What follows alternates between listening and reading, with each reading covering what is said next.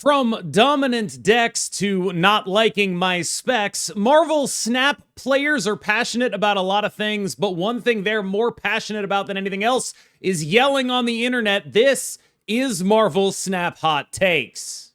Deck building in games would be deeper and more interesting if you started games with 2 energy like in Grand Arena. Some balance changes would be needed.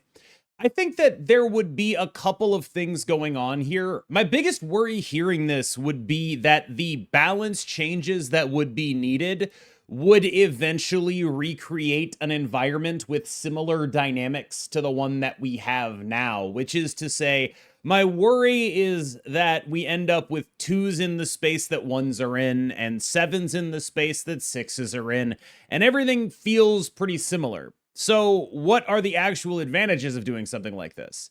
Well, advantage number 1 would be that you can probably play around with numbers more on a 2, get as high as 6, for example, than you can on a 1. And when you can do more things at the lower end of the curve, that's a pretty beneficial thing for game design as a whole, because that frees up other things to do more. But simultaneously, there is a little bit of a downside where there is a sort of shorthand that Marvel Snap has developed where once you hit double-digit points, that's a big number that typically is associated with more expensive cards.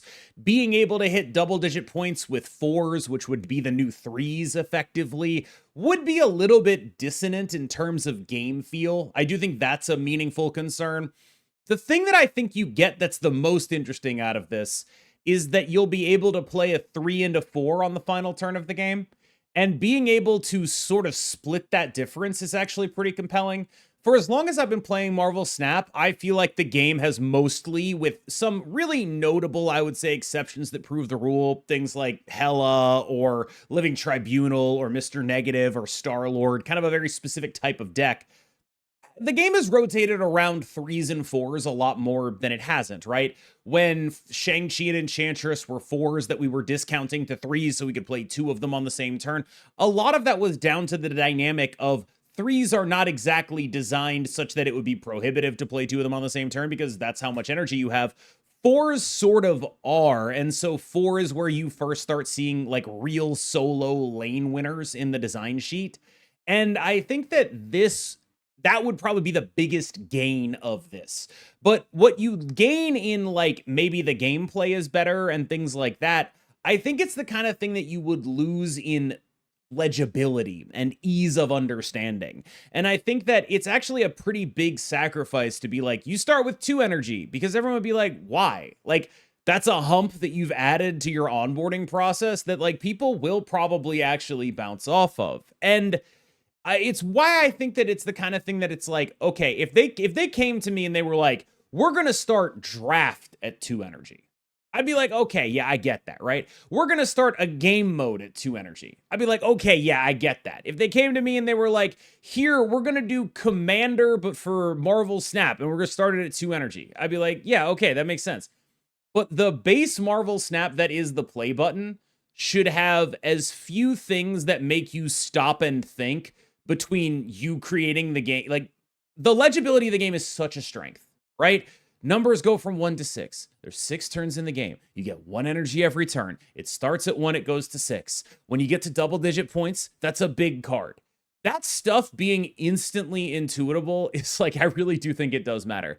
And while this might end up creating a better game for people like me, and it might be the kind of thing that, like, if you're making, you know, a secondary game mode, or like a limited time game mode, or whatever it is that you're doing, just like something that is built off of the base game, but isn't the base game, it feels a lot more acceptable to play around in that space where the gains are more appreciable to people who've played for a while, but may not be appreciated by someone who just started playing.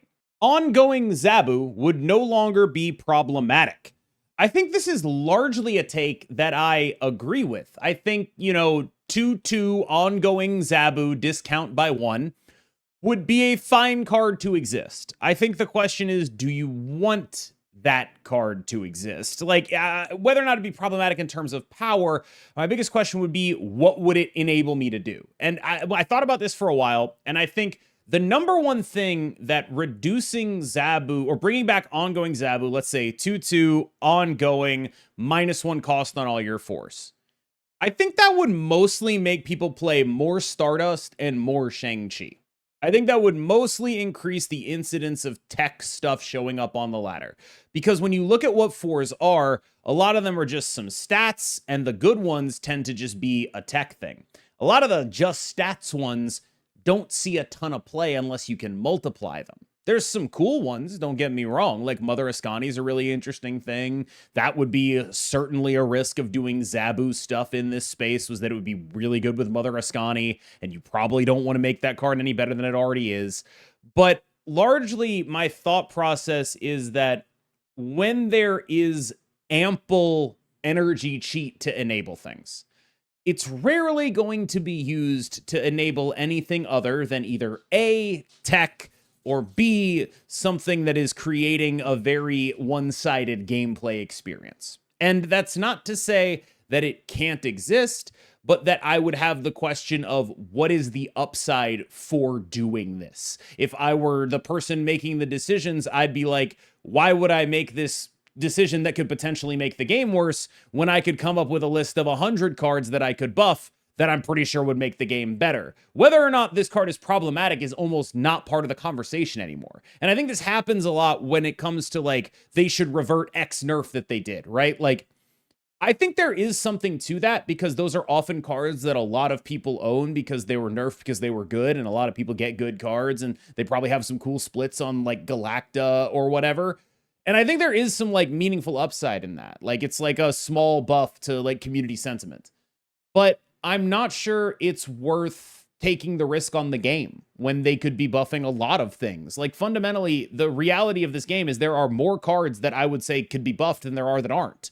And that means that when there are cards that have these associated downsides with them, like, we think this might make the game worse. And even if we're not positive it might make the game worse, I've got a buff over here to another card that I am positive won't make the game worse. And I think that kind of thing is probably directionally the right way to go about it. I'm not saying you need to do it every time, but I'm saying that if you wanted something to happen like this, it would probably be like, all right, I'm going to do this like once or twice a year kind of deal. I think it's interesting because in the community, these conversations get framed in terms of it wouldn't be a mistake for them to do this. It would be a balanced card if they did, but they never get framed in terms of like, okay, but is it a balanced card now? Like, why does this card deserve to, let's say it's like a normal, functional, reasonable Marvel Snap card. What, like, divinely ordained right does Zabu have to be meta, you know? It's like a fine enough card. I've seen people playing it. It's not very good. But why does it have to be more than that when there's 100 cards that are worse than Zabu easily that could all use the buff more? And I think a lot of that, again, like, it's like people remember these cards being good. They're anchored to that in some way. And the framing of the conversation is something that, like, does show up a lot. Like, it's always, this could happen and never would it be good if this happened. People need to approach Marvel Snap with more creativity. More things are competitive than you think. If you like to net deck, look at a previous time to find something forgotten, or swap a surprise card into a meta list. Creativity gives you an edge and keeps the game fresh. There's nobody more qualified to say this than Cougar. Cougar made his name genuinely, for part of it, going back through my old videos and looking for ideas there. One of the frustrating things about being someone in my position, where I think you could reasonably call me like the foremost net deck expert guy, and like, I don't say that without cringing, don't get me wrong, but I think that people interpret my videos in a way that is like, you should be playing this. And I think that if you're a smart person, what you need to do is get up to the level where you understand why I say what I say in my videos, and then do what Cougar is saying. Because once you understand the why, it's a lot easier to freelance. So in a way, I think I disagree with this, which is to say, up until a certain point, you are going to want to net deck. You're going to want to net deck until you understand why the net deck is the deck you want to play. You're going to want to copy people who are better than you if you're not going to spend the time to figure out why they made the decisions they made. Because all of those decisions in that deck come from someone who is very good at this game, putting a lot of effort into it, working with other people who are very good at the game, and coming to a conclusion about what they should do. And you shouldn't throw throw that out willy-nilly. But once you're in that cohort of people who is able to understand why these decisions are getting made, what is this deck actually about? What are the things that matter? What are the good matchups? What are the bad matchups? That's when you start being able to gain a ton from being clever in this way. I think that Cougar is extremely qualified to say it, but it's because he already put the work in to get to a point where he understood why things are the way they are. And I think if you don't understand why people are making the decisions they're making in deck building, if you don't understand what the shape of the metagame is, it's actually quite bad to deviate heavily because you'll be probably wrong about what your whys are. That's the problem you run into. When I was bad at Magic the Gathering, that's a lot of what I would do. I would get sort of lost in theory land where it's like, okay, I've got this for this and this for this and this for this, but none of that actually lined up in paper when I actually played the game. And I couldn't understand why, and it's because the game fundamentally played out in a different way than I'd envisioned it playing out in my head. And getting lost in here, getting stuck in here, it stunted my development as a player. And the thing that unstunted it was net decking and try-harding and getting the reps in. And once I was able to do that, I was able to talk with someone like Jerry Thompson on a similar level. I was able to actually have those conversations with people who actually understood what they were doing. And then I could make informed decisions. I think this is a correct way to approach it, but I worry that a lot of people will do what I did when I was bad and get lost in theory land and start making changes because they like analyze it based on a 2-sentence description when it needs to be a 2-paragraph description for them to really go through all the details. And on some level, some of that is on me because of the way I communicate. I communicate in a sort of, I use big words, but like I try to use sort of straightforward concepts, right? And sometimes that can oversimplify things and give people the confidence that they need or that they shouldn't have, maybe. And I think that a lot of that, a lot of human communication is shorthand. There's like implied knowledge on either side that lets both people talk it the same way. And a lot of high-level players speak as jargon that's not necessarily easily decipherable, right? But generally, my advice is that this is the kind of thing you do when you're almost out of the oven, so to speak. If you're still baking, don't put the spice on that early. The problem with the frequency and impact of Snap's OTAs is that it's trained players to have an I'm telling mom attitude towards very beatable decks instead of putting in the work to beat them. I think that this is both true and not true. I think it would be a lot more true if Marvel Snap were a game like Magic the Gathering, where there were like commonly like tournaments and there's money on the line and like competitive balance things are relevant, but like you can get edges out of like actually being someone who's willing to take advantage of a metagame deck and things like that. But Marvel Snap is a game, first and foremost, that is about fun. Like that's what it is, right? Marvel Snap is a lot closer to Commander than it is to base Magic the Gathering in terms of the incentives that you have as a designer, right? And as a community. Marvel Snap is about, is the experience of doing this fun? Is this enjoyable? And I realize that it is the kind of thing where you're going to run into the inevitable fact that nobody really has fun losing. And anything that's pretty good is going to create some negative feelings. But even within that, and within that understanding of this, we can understand that there's a pretty meaningful difference between a card that creates negative feelings like Galactus and a card that creates negative feelings like probably base Gambit, right? We can understand that there's a difference between those in terms of what is going on and how consistent the output is and how much of the artifice of the game it strips away and what are the ways in which it's less fun. There is a certain cohort of players that will not be satisfied with anything short of chess that they always win. But I don't think it's worth necessarily spending all of your time worrying about those guys ruining the discourse of Marvel Snap. And instead, I think we could probably benefit pretty heavily from focusing on like, what are these real problems, right? Like, when you look at Marvel Snap, what are the structural issues? Is it good that the only card from the season that had all these cool horsemen in it was good was the least fun one? And I think we can all agree on that. Look at all the horsemen. Tell me which one's the least fun. Everyone points out Gambit. Like, it's not a question of like, is this too strong or whatever. That's not a strength issue. Everyone would identify that the card that blows up your opponent's game pieces at random is going to be the one that people are going to be mad at. Like, it's really, it's right there. So establishing that, like, yes, obviously some percentage of discourse about nerfs is just going to be, this is strong and they've got to kill it. Right. Understood.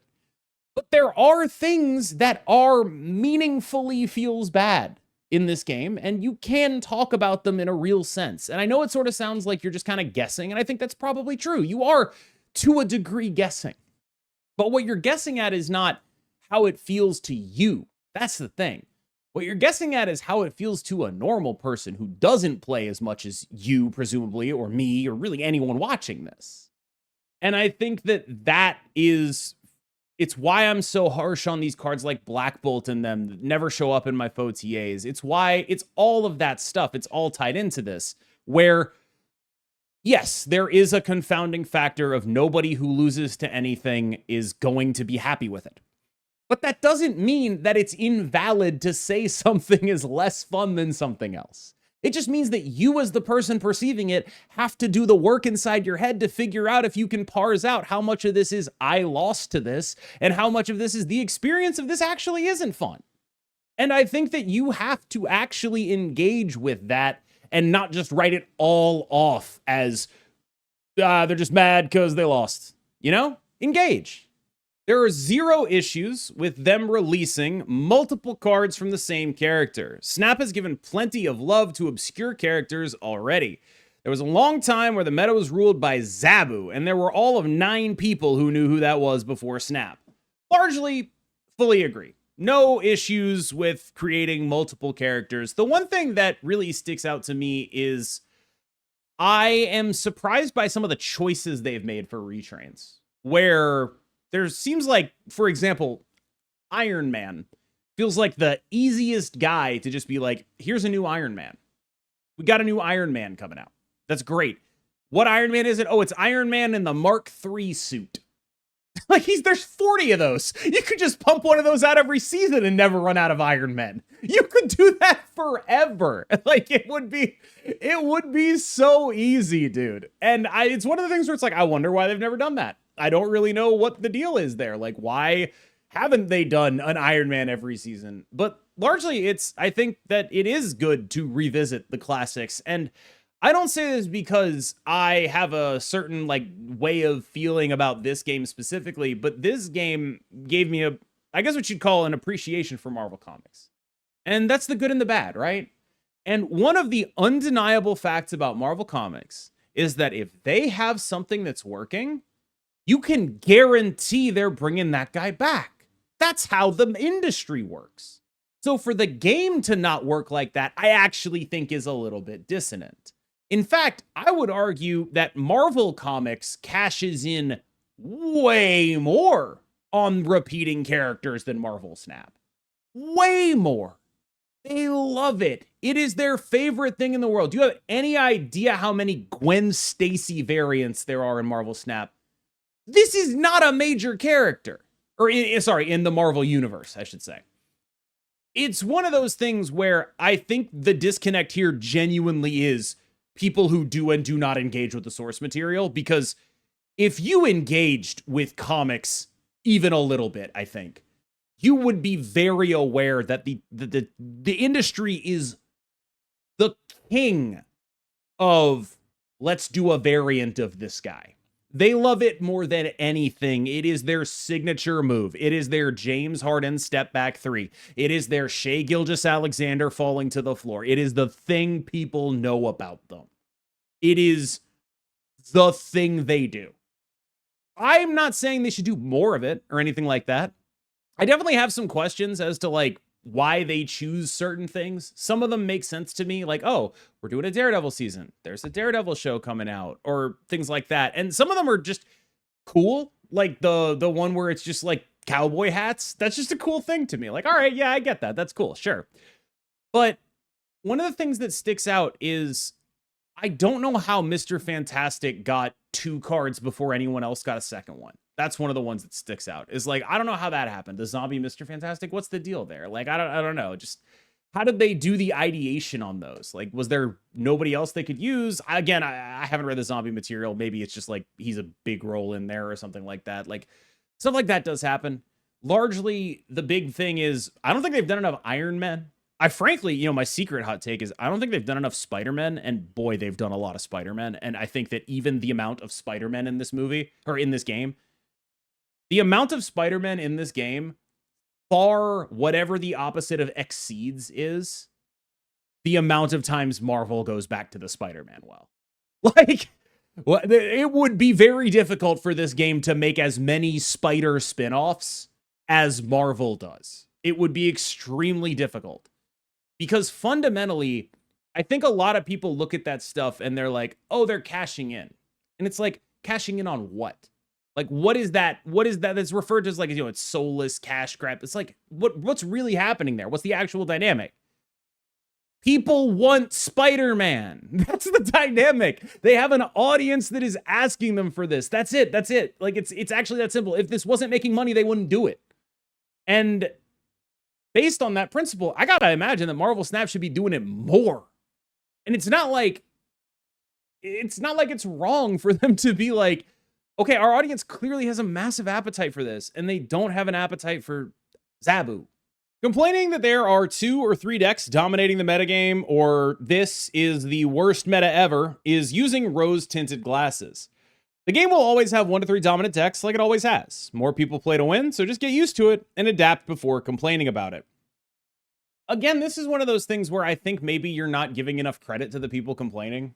Because, like, I know it's really easy to be like, this person is just complaining because they're bad and they don't have the level of understanding of this game that I do. I can tell you it's always been terrible, right?